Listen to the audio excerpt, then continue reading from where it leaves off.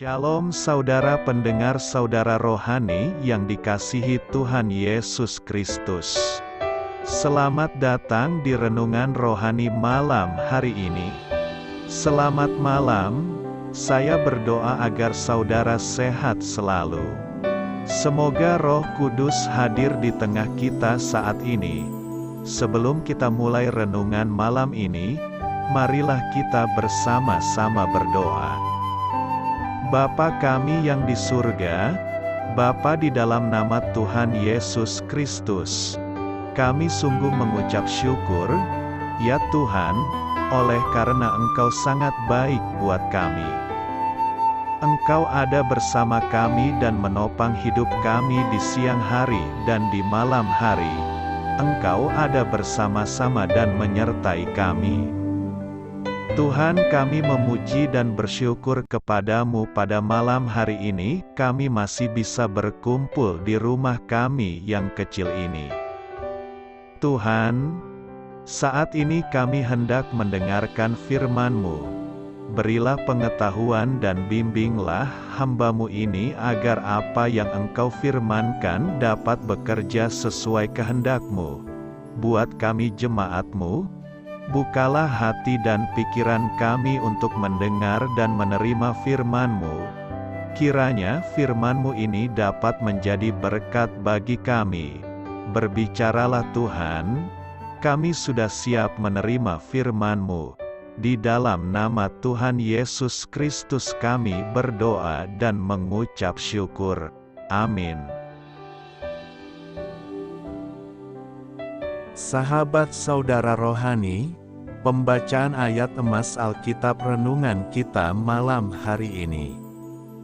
Nats pilihan kita adalah, jangan kamu menghakimi, supaya kamu tidak dihakimi.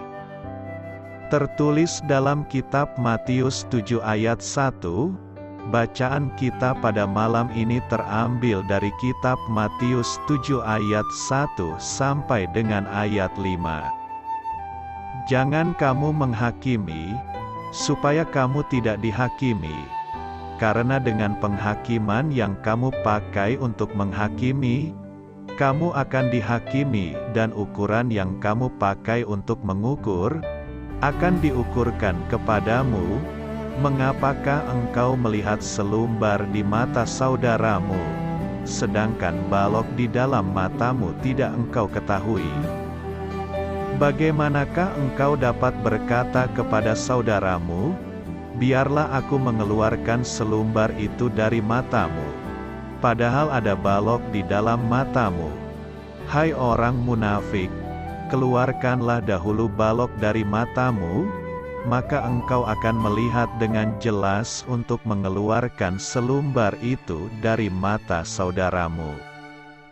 Matius 7 ayat 1 sampai dengan ayat 5. Topik dari ayat emas renungan kita adalah, hakimilah diri Anda sendiri, sebelum menghakimi orang lain. Mari kita mulai renungan malam kita. Judul renungan kita hari ini adalah, waspadai roh menghakimi. Kisah inspiratif.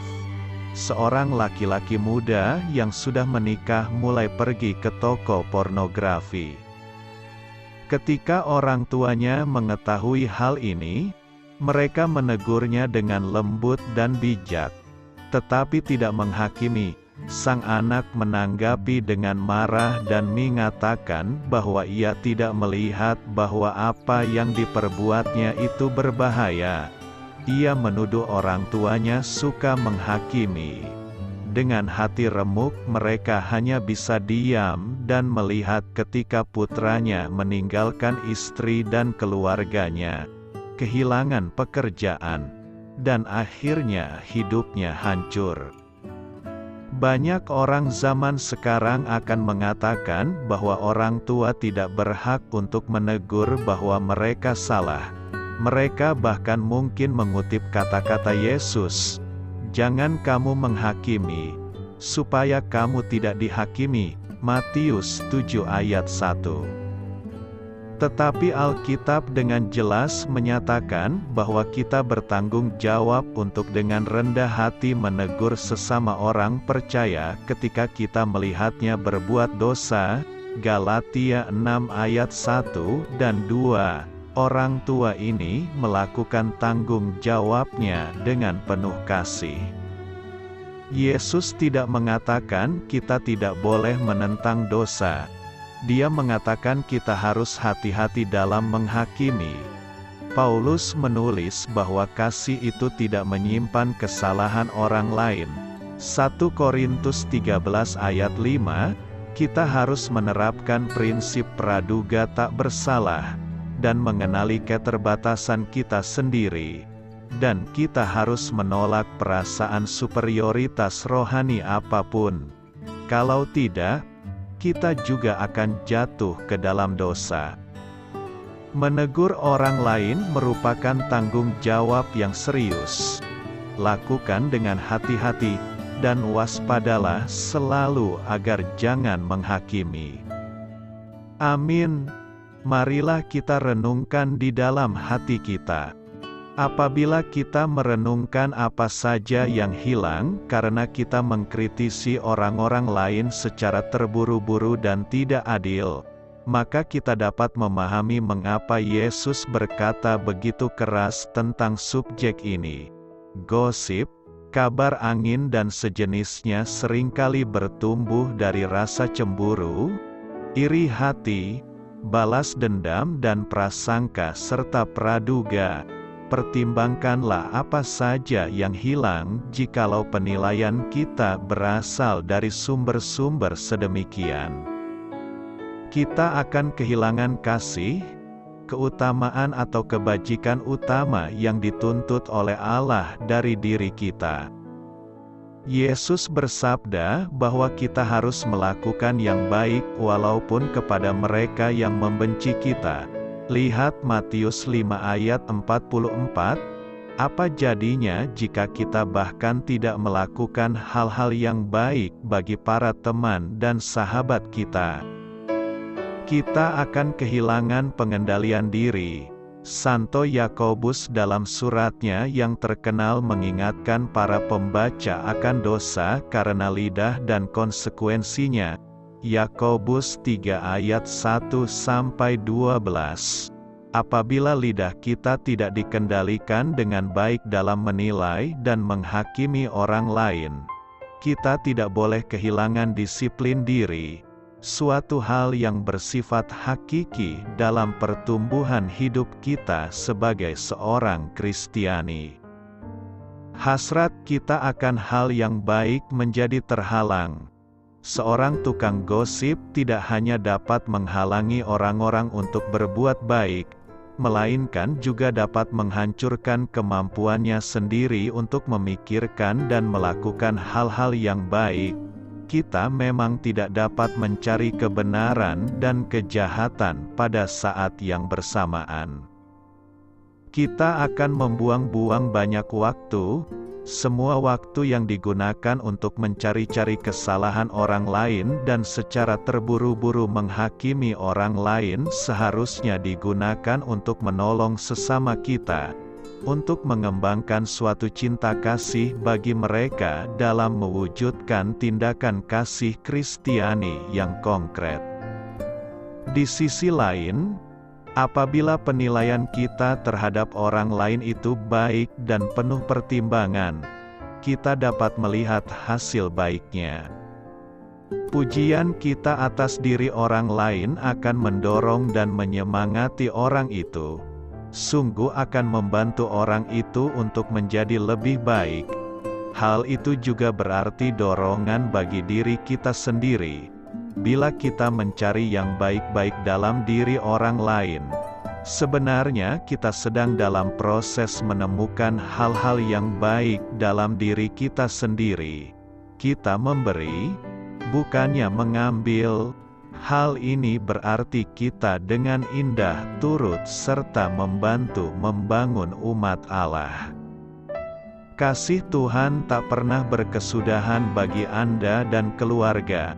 Saya memberkati Anda agar sewaktu Anda mencarinya dari Dia, Bapa Surgawi Anda akan memberikan bagi Anda roti harian Anda. Dalam nama Yesus Kristus. Terima kasih Ibu, Bapak, saudara dan saudari sudah berkenan mendengarkan renungan malam saudara rohani. Tuhan memberkati. Amin.